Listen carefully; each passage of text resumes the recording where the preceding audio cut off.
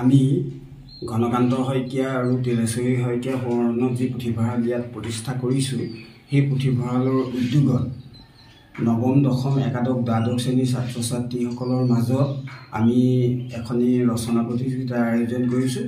ছাত্ৰ ছাত্ৰী গ্ৰন্থ অধ্যয়নৰ ক্ষেত্ৰত গ্ৰাম্য পুথিভঁৰালৰ ভূমিকা শীৰ্ষক এটিয়ে আমি ৰচনা প্ৰতিযোগিতাৰ আয়োজন কৰিছোঁ।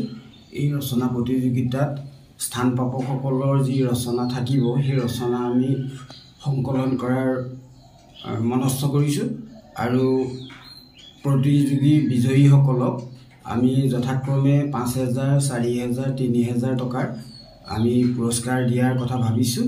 মাৰ্চ মাহৰ 10 তাৰিখৰ ভিতৰত ইচ্ছুক ছাত্ৰ ছাত্ৰীসকলে ৰচনাসমূহ আমাৰ ঠিকনাত প্ৰকাশ কৰিব লাগিব, প্ৰেৰণ কৰিব লাগিব আৰু আমি মাৰ্চ মাহৰ 2য় পষেকত বঁটা বিতৰণী অনুষ্ঠান আয়োজন কৰিম।